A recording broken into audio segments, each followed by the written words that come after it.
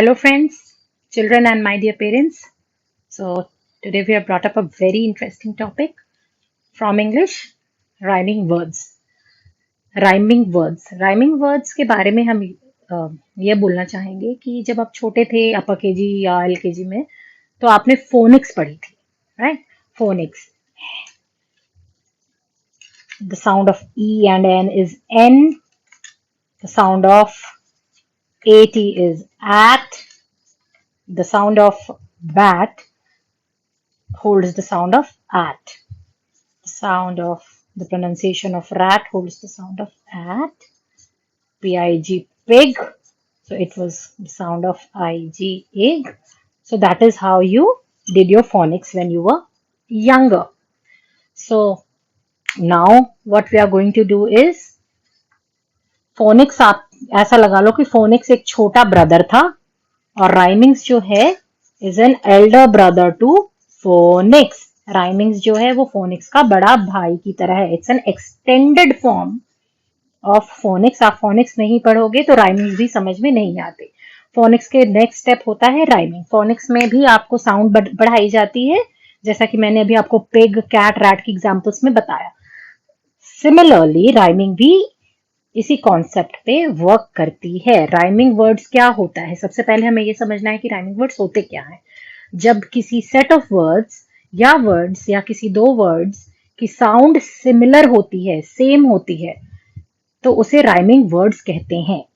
For example, CAT cat, MAT mat and RAT rat. So why rhyming? Because at the end of the word, the last pronunciation of the word is AT and AT. Cat, mat, rat. So these are rhyming words. These are set of rhyming words. Now let's take another example. LACK lack, BACK back, and RACK rack. So these three words are rhyming words. They rhyme with each other. वो आपस में rhyme करते हैं. Rhyme करते हैं मतलब वो आपस में जो इनकी साउंड आती है, जब हम इन्हें प्रोनाउंस करते हैं तो साउंड इज लैक, बैक, एक्. तो इन तीनों वर्ड्स में एक कॉमन साउंड आ रही है विच इज एक्. सो यू कैन सी कि ये तीनों साउंड सेम है, इसीलिए हम इनको राइमिंग कहते हैं.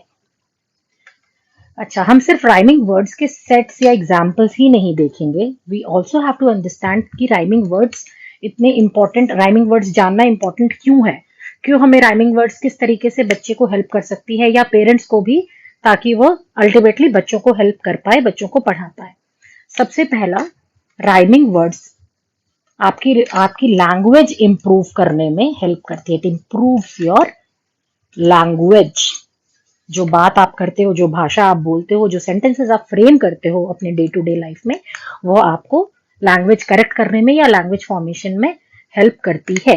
Second, it makes your read enjoyable and interesting. For example, table. So table is rhymed with cable. So कितनी इंटरेस्टिंग लग रही है दोनों वर्ड बोलने में, टेबल, केबल. So जब बच्चे इन वर्ड्स को पढ़ते हैं तो वो रिकॉग्नाइज करते हैं, वो एंजॉय करते हैं, वो इसको एज अ फन फैक्टर भी लेते हैं. So it makes the read enjoyable and interesting. Third, which is similar to enjoying. Third is understanding it in a fun way. आप किसी भी वर्ड्स को, सेट ऑफ वर्ड्स को, जब आप लोअर क्लास में होते हैं तो जो सेट ऑफ वर्ड्स होती हैं आपकी वो इजी होती है. It could be cat, mat, rat. But आप जब हायर क्लासेस में जाते हैं, सेकंड या थर्ड, तो words are like table, cable, और you can take another words like crack and track. So these are the words you will learn when you go to the higher class. Okay, so next is to know that kids also know about the word family. हाँ, जिस तरीके से हमारी family होती है, different different members होते हैं family में, उसी तरीके से इंग्लिश लैंग्वेज में भी there are set of words which make a family. So जैसे ही अगर पेरेंट्स अपने बच्चों को राइमिंग वर्ड्स पढ़ाते हैं तो child can understand that there is a family of words, a same family of words For example, they can see that book is rhymed with took. It is also rhymed with look. It is also rhymed with hook. It is also rhymed with cook. So यहाँ पे हम क्या देखते हैं, बच्चे को ये पढ़ने में इंटरेस्टिंग तो लग ही रहा है, बट साथ में बच्चों को यह भी समझ में आ रहा है कि ये सारे सेम सिमिलर साउंड फैमिली में कैटेगरी में फॉल करती है. So they can imagine their own set of words this way. Right.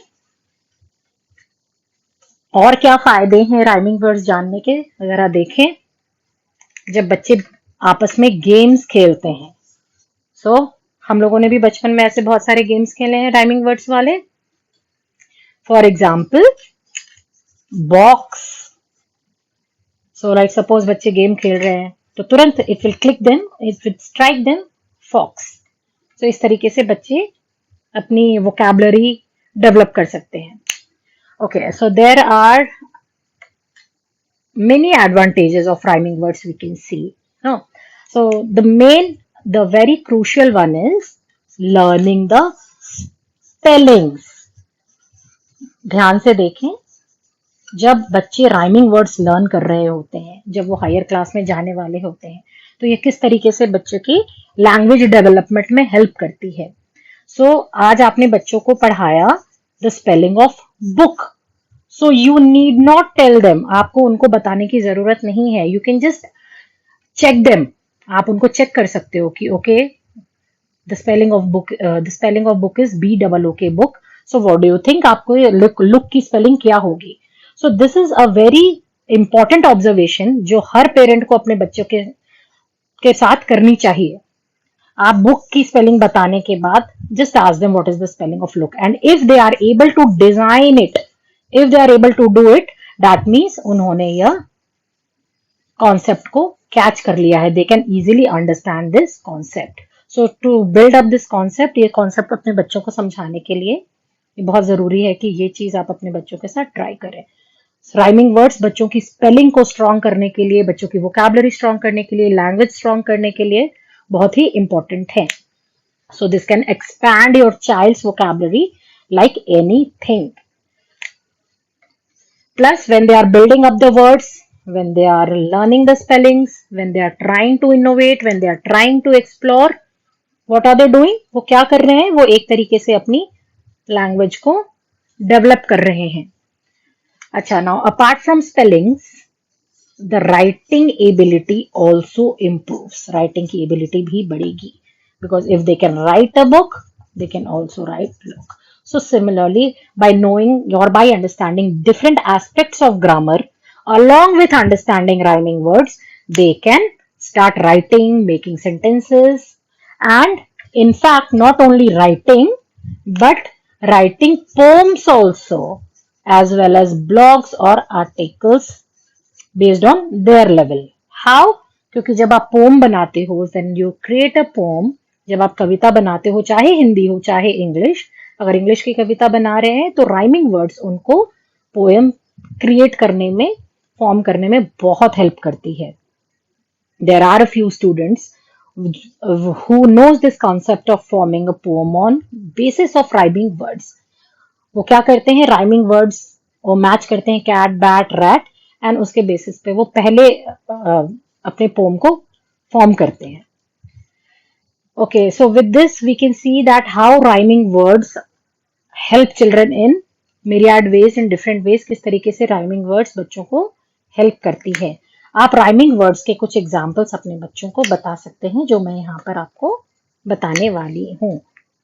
rhyming words की लिस्ट आप कहीं से भी देख सकते हो. Okay, suppose I will start with rhyming word clap. I am just writing down a few examples. Parents बाद में अपने बच्चों को दूसरे examples के थ्रू भी rhyming words बता सकते हैं. Clap can be rhymed with trap, and trap can be rhymed with rap. These are the few examples. अगर आप थोड़े से lower level की बात करेंगे तो you can rhyme cap with lap, lap with map, Map with nap. So these are the few examples which you can help your child with. ऐसे ही कुछ एग्जांपल्स और बताती हूँ. Quack, the sound of a duck. What do you think? Quack को आप किससे rhyme कर सकते हैं बच्चों? You can rhyme a quack also with attack. You can also rhyme it with snack. Fine. So children, with this I end my class today. Rhyming words के लिए इतना ही काफी है. I would just want to repeat that rhyming words is a very interesting topic which helps build your child vocabulary, writing, spellings, and to know them. It's very important for them to explore and design their own set of words, to understand the words, the similar sounding words. But this is also very important to know. बच्चों को यह भी पता होना चाहिए और parents को कि राइमिंग वर्ड्स की सिर्फ साउंड सेम होती है, साउंड सिमिलर होती है, but the meaning is different. But the meanings of the words rhyming with each other are different. It's only the sound that is similar. सिर्फ sound same होती है. जब हम प्रोनाउंस करते हैं तो ऐसा वर्ड्स जो हैं सुनने में कॉमन लगते हैं, सिमिलर लगते हैं, बट उनकी मीनिंग बिल्कुल डिफरेंट होती है. ये चीज बच्चों को क्लियर करना बहुत जरूरी है. Much before even you start explaining them the topic और द चैप्टर. सो इसी के साथ हम अपनी क्लास खत्म करते हैं, राइमिंग वर्ड्स की क्लास को एंड करते हैं. So children and parents, if you like the video, do share it with your family members, friends and cousins. और अगर आपको ऐसी ही शीट्स अपने बच्चे के लिए चाहिए, if you want sheets based on such topics, English grammar sheets और सम or sheets on English, maths, you can leave your phone number in the box below. Thank you.